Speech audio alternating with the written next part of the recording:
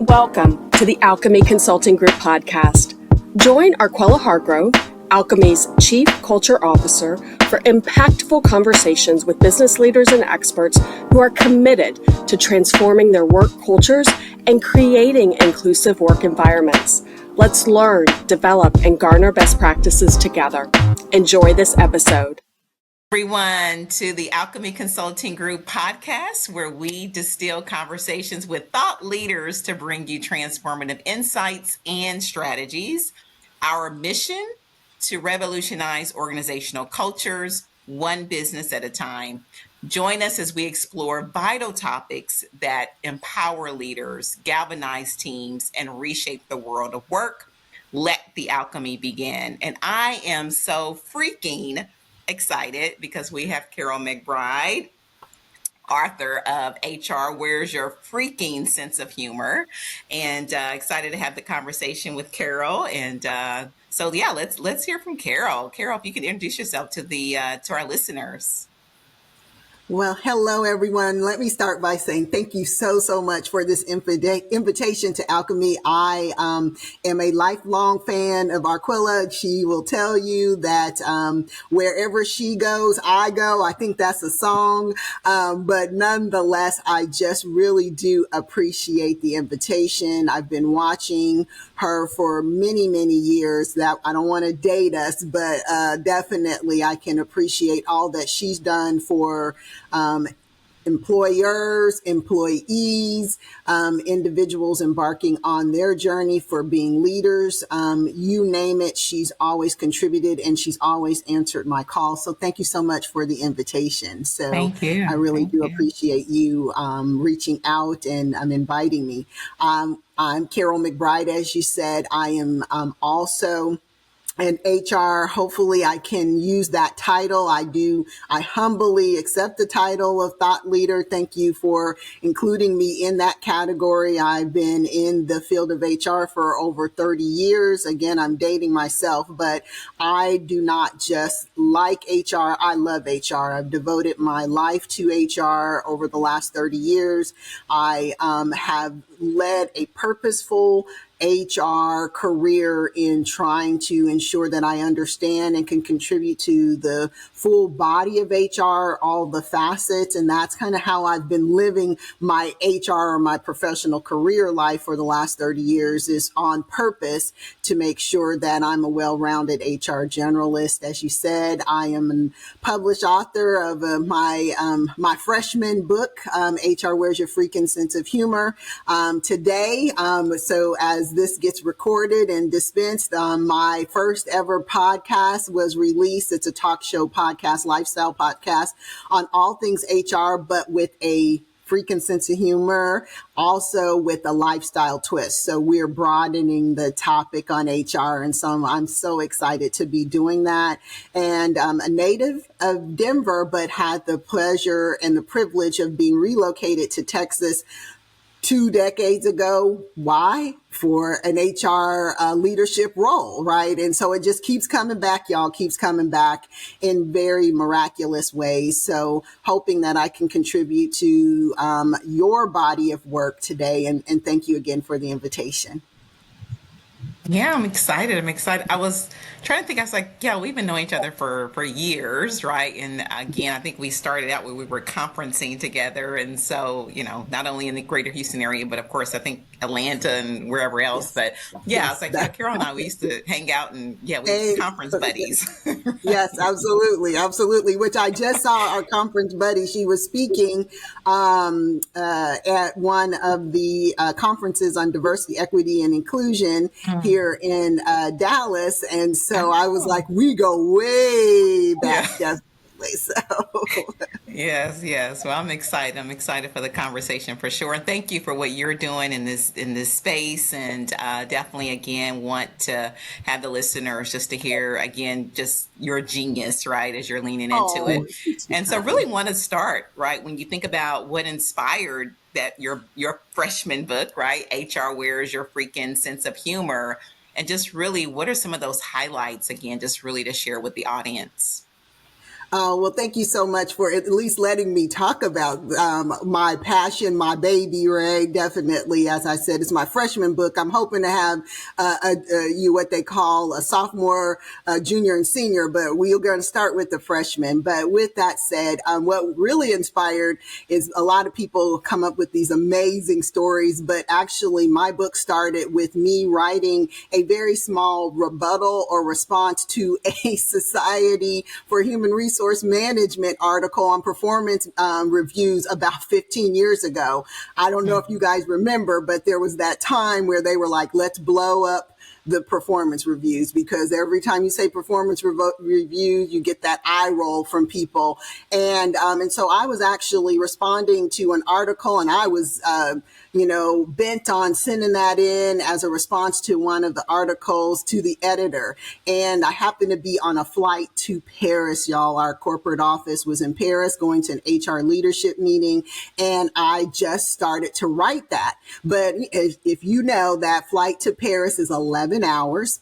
And so that very short response turned into this very long response that I knew that I probably couldn't send.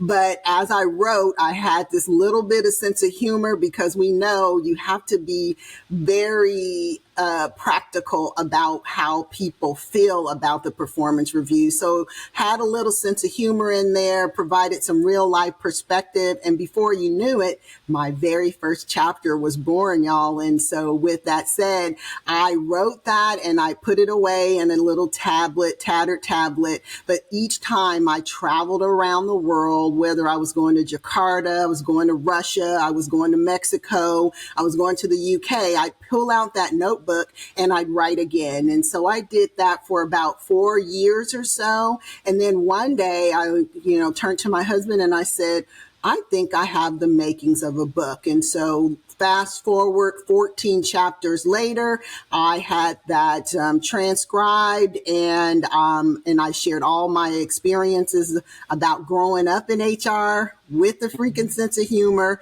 And it was my give back to HR, and anybody who was considering joining or considering HR as a career, or anyone who had served in HR and just needed to kind of take a trip down memory lane, or who needed just a little bit of encouragement. And hence was my book, and it was born. I love it. I love the it. title. Yeah, Yes. I love the title, Carol, because you just can't be in HR and not have a sense of humor. Sometimes your sense of humor is the only thing that's getting you through the day. Absolutely. And I know we could probably swap stories for hours and hours, all being HR professionals and leaders in the space. But Carol, talk to us about HR as a business and how it's evolved from the time that maybe we entered into HR to what it really is today. Oh, yes. And you're exactly right. HR as a business, I really can appreciate. Thank you for sharing about the stories. We can share hours and hours. I'm going to take you up on that, because I believe that's my sophomore book. So keep that one pinned. OK. So with that said, I think how HR has really evolved, and you guys are probably going to be shaking your heads on this, is that one of the biggest things is we've gone from administrative HR to a strategic HR, right? That's where we're ushering in that era of the concept of human resource business partners, rather than simply focusing on the transactional component, and really talking about having a real seat at the table, and, like collaborating with those business units or departments or division leaders.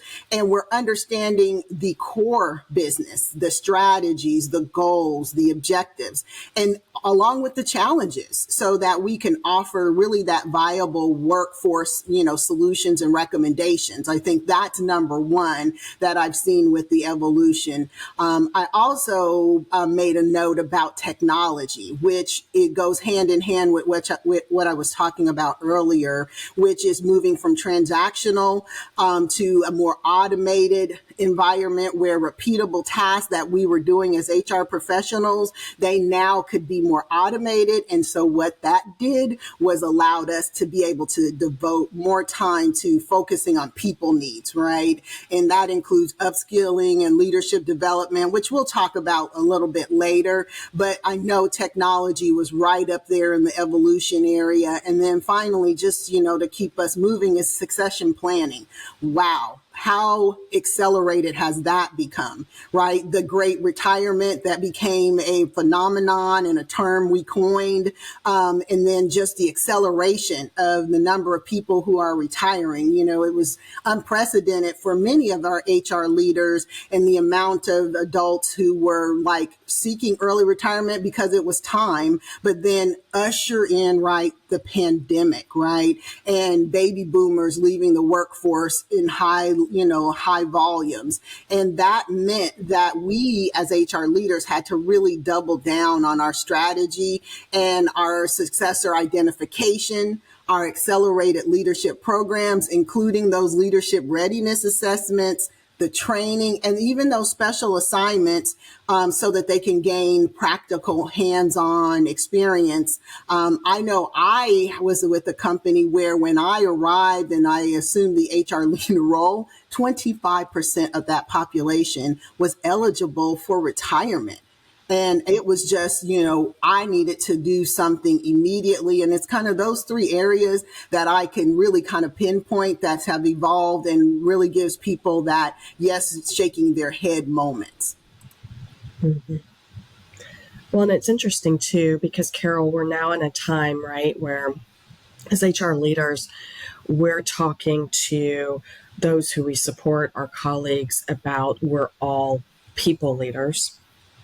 But then in response to that, we need to be more than just HR leaders. We need to be business leaders. That's right. So talk through how HR has evolved such that we need to be in different conversations related to the business, related to profitability, related to transformation, all the things that maybe we weren't in those conversations going back 2 decades ago. Oh, my goodness. Yeah. Isn't that just, it's astounding how that's evolved, right? That's that transactional to the strategic. And then even going one step further, like you said, really moving into, being the part of, that particular dialogue. And so, and I wanted to make sure that, one of the biggest things is, and I think you said to true business leader is knowing the numbers, right? Knowing the numbers. I think that is very key because we have to make sure that we're embracing data analytics. Like we've got to move into that true business leader focus, right? And creating those dashboards and reporting on those key performance indicators, setting those targets that impact the financials along with employee experience. I don't want to lose sight of that, right? But in the end, it equates to dollars. For so long, we were called, non-revenue generating, entity, and we don't want to be, coined that any longer. So enhancing those data analytics and really showing the numbers for impact and how that's achieved along with just being true business leaders is partnering with like the financial planning and analysis, the FP&A and the finance and accounting team to understand budget impacts and cost of labor and workforce planning. That has been very, very crucial in moving beyond just HR leaders and how we show up. And then requesting exposure to that board of directors or those executive committees to increase our visibility so they're thinking of us first and we don't have to beg for a seat at the table. And then I will tell you my personal favorite is mastering relationships and relationship building, right? And it's really important that you have that in mind so that you're building trust and you're building engagement with individuals. And I believe those are just some of the ways that we move beyond just being coined HR leaders. And it's so true. You got to be able to, definitely speak the language, that business language, right? Yes, thinking absolutely. about those clients or internal clients and having the seat at the table, and being able to have that business acumen is very key. A couple of things. Again, you shared many great areas for HR leaders to really be thinking about and considering for themselves as they're looking to move up, as they're looking to make impact within their businesses. What else would you say is on the horizon for HR leaders, and really in particular thinking about some more innovative ways to show up and really make an impact in the workplace, such as AI or data privacy? So, Carol, if you can share just again what else may be on the horizon for HR leaders, in particular, again, when you think about those more innovative areas that we need to be thinking about for sure to make an impact. Absolutely. So I think what's really on the horizon is I've got, wrote down a couple of things is we've got to definitely be doing leader and manager development. Our managers and leaders, they're overwhelmed kind of with the new normal, post COVID, and we're finding that they're not as equipped to lead change. And so we've got to make sure on the horizon, we're looking at that development. We've got to really lean in on organizational culture, y'all. It's again, post COVID, post pandemic, we need to be connecting with culture, because what has happened is now we have those hybrid workforces, and leaders again are finding themselves having to drive change much different than it was before. And so we really have to understand what that culture looks like, so then we can, make advancements and things like the next one, which is change management, right? Is our employees are starting to feel the fatigue of change management with all of the culture shifts. And then here we are saying, again, are we as HR leaders and our employees, are we equipped to drive that type of change? So I think that's really important. That's what we're looking for in the evolution. And you can't leave out HR technology, which is what you were kind of referring to, Arquella, which is our HR leaders are really uncertain about the impact of the evolving technology and their trends, especially, generative AI and in those particular areas. And I'll talk a little bit more about that, but that's one of the areas that we have to make sure we're looking at, because sometimes our organizations, our strategy and the solutions that we have haven't caught up with that digital transformation. And then we also need to make sure we're looking at things like career management and internal mobility, because career pathing is not like the yesteryears, right? As we're not doing it the same way. And many employees want to be intrigued. They're not feeling as compelled about the career paths that we have in store. And so we really have to be very cautious about that. And there's something that's very near and dear to, I think, all of us, is the DE&I initiatives. It is now time where it's such a focus of every organization, whether or not there's legislation involved or not. The main focus is that there's a shift in how we come through as HR professionals, and it's towards actionable and measurable outcomes. And we've got to come with that, right? But you made a great point earlier about AI. And that is, I think, where individuals are really starting to look for our guidance, and they're looking for us to embrace those changes. And we've got to be prepared as HR leaders to really integrate AI into our workplace strategies. That's us. That's where we come in. We've got to drive the organizational successes. We have to help them with that competitive edge. And we also need to use it to leverage and enhance our HR functions, right? We can't be afraid to do that.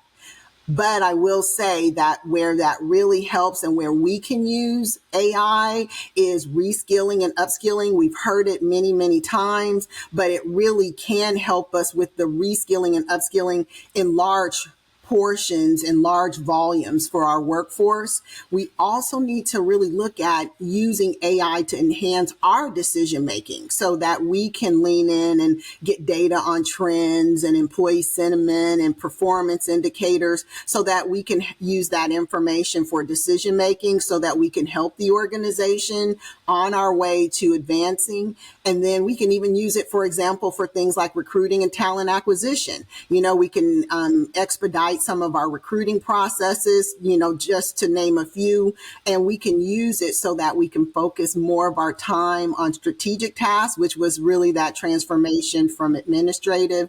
And then finally, there's the employee experience that can benefit from AI and developing career paths that are more personalized. You can absolutely improve efficiencies as an HR professional. And then you can also help with making meaningful work. And you can dispense AI out into the community to take away that manual and repetitive task so that people can get on with meaningful work. So in the end, get ready, help integrate. That's what we're supposed to do as HR leaders. Start establishing those policies around that and getting adapted to it, and then starting that culture shift so that it doesn't look as scary and there's more trust and transparency in this movement rather than shying away from it. Yeah, no, that's rich for sure. And right, as HR leaders, it's being ahead of the curve. It's being able to be the trailblazers, if you will, in regards to some of this. Yeah, I was recently at a international talent management conference just for the day, and probably 80% of the sessions and the vendors were all showcasing what?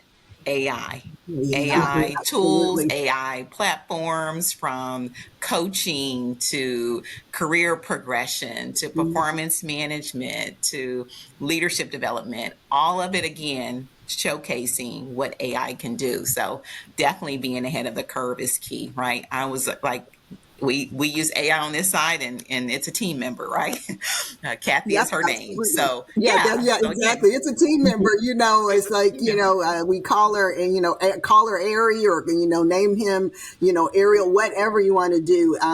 It does make things more efficient, faster, and that's our role. Right. Is we just have to step into it and make sure it's okay. Right. There's also those sessions on the guardrails that you have to put up as an employer. Right. You have to go in and test it. But one of the things we knew just from the pandemic, nobody had wrote that script. Had been 100 years since the pandemic had come through. And I remember watching the news on 100% of the time in my office and then making it up as we went. But following, policies on security, on safety, on, environmental, but we did it, right? And now we look back and there's this manual, and I see AI being similar, right? Is you can't not do it and be paralyzed by it. But you have to be very calculated and purposeful. But the one thing you don't want to do is not do anything. Totally agree. Awesome. Well, Carol, let's have a little bit of fun. Oh, yeah. Sorry, A. Let's have a little bit of fun. As I think about many of the things that you touched on, but just like our industry, our area of expertise, when I was in college, I don't even remember my university having like a degree in HR, right? Like many of us started in other facets, other parts of the business, and then we gravitated to HR for, fill in the story, right? Yep. So I think it makes me proud to know, how far our space has come just with the different options. But it's also an interesting topic, Carol, to just say not everyone's cut out for HR. And I think we've all managed, mentored from a distance, someone who shared an interest in HR. And we were like, I'm not quite sure that this is for you. Right. So, Carol, talk to us about maybe some of those things that have shown up for you that you have just said, hey, this person's just not really cut out for HR. This is not your cup of tea. Well, I would say, so I'm going to say this. And the reason why I wrote my book is because I wanted a transparent discussion about it, right? One of the biggest things I always get is that people approach me, whether it be LinkedIn or in person and conferences, like Arquella was saying, and they're like, I want to break into HR. And I'm like, so which door are you trying to break into, right? Because that's a big ask. Right. And so I come from the position of, it's not, HR is many, many facets, right? And so you really need to understand all that we do in HR in order to want to really embrace if this is what's right for you, right? And I believe that if someone dissects all the facets of HR, then they can find something that aligns to their passion. So I'm going to kind of turn that around. I'm all about, Arquella will tell you I'm a glass half full type of girl, right? And so I believe that if you take, so for instance, if you really are a people person, it's kind of, rudimentary, then recruiting is absolutely, or talent acquisition, which we call it now, may be that role for you, right? And so we're looking at people's characteristics rather than just their job and their history, right? And so when you're looking at those profiles, you may not know much about HR, but if you're a people, then you may be able to succeed in that role. If you're not, do not knock on the door of that talent acquisition, because that's where I've seen failures, right? Is that is the connection. It's like the receptionist of HR.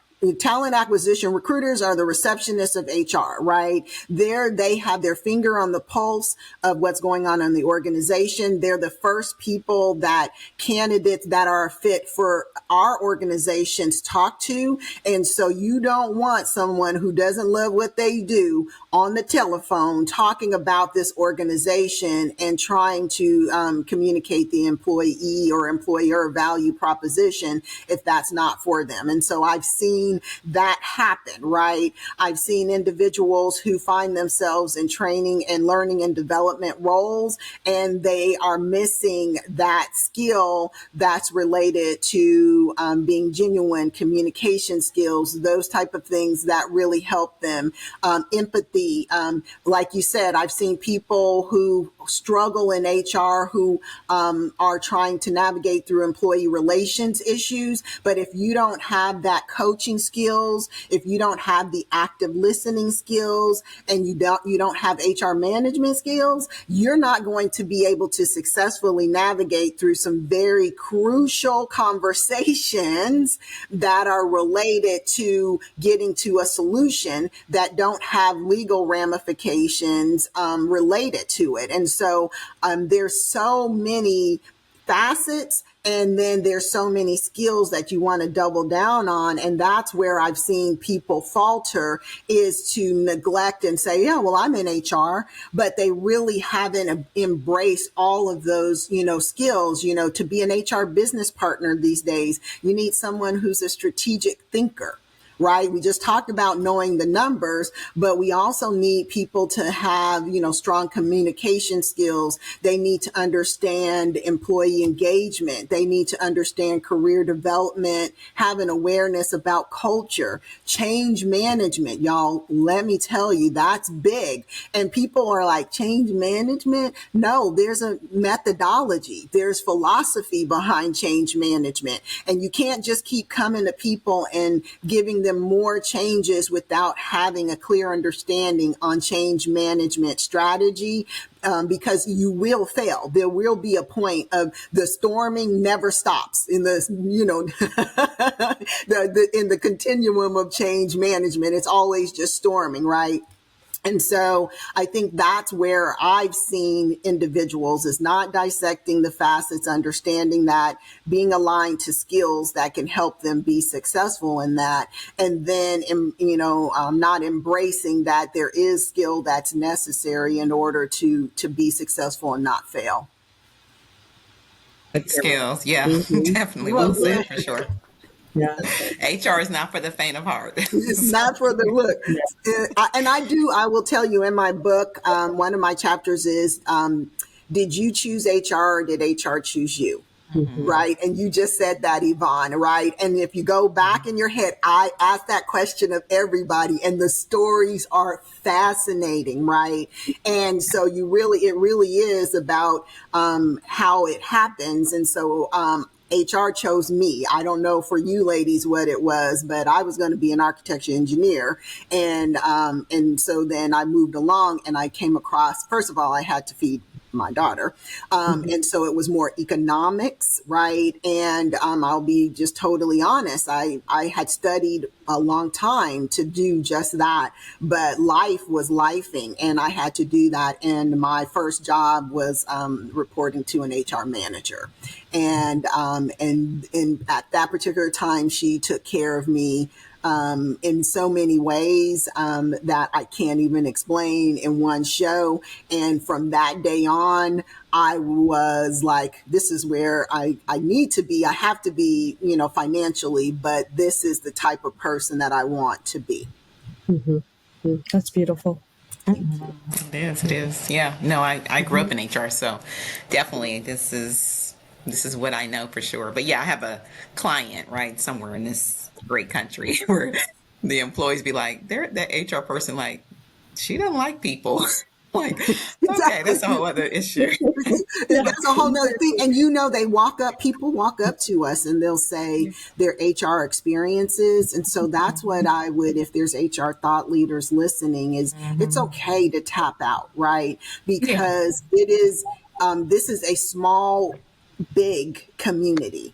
And the streets are talking and people will communicate about how an HR professional and leader made them feel, which is aligned to the company reputation, which is aligned to the overall value proposition. And when we're not getting it right, they're talking.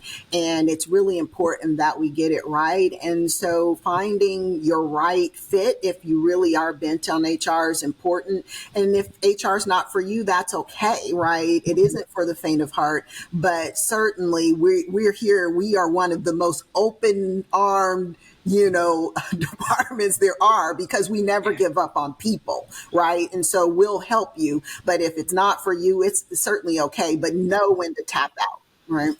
Absolutely. Absolutely. You got to be able to connect with the people and all of that, responsive and just on and on. But definitely you gave some great points there for folks to definitely think about and consider for sure. So thank you. Love it. Thank you for leaning into your genius for sure. Thank you, Darren. You're too great. Yeah.